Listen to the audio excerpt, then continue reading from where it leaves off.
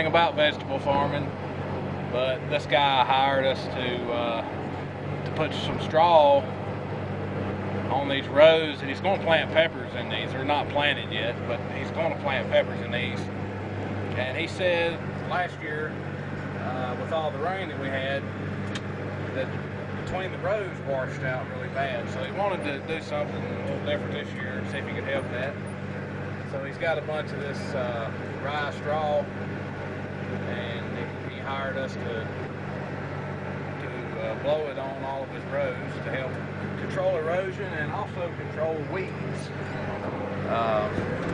So that's what I'm doing today.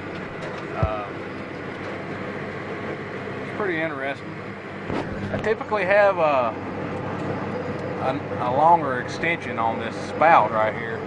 This is a Haybuster. I don't remember the number on it, but I'm jammed up here. I'll run it backwards a little bit. There we go.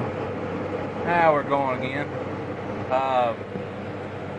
But we've had this pretty good while, mainly for the construction side of things, for seed beds and stuff, blowing straw on them.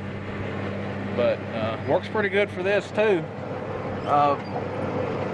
What I was saying about that spout, it sticks out higher, and it's got a curve in it, and you can stand it up straight, and then kind of if you switch this, and you can turn that and point it where you want it to go.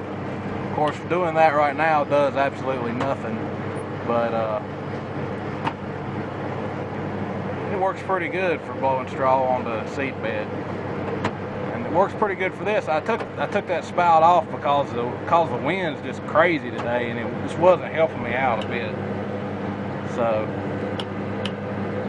done away with that. I'm loading another bale. There's a bale loader on the back of this thing. It's pretty neat.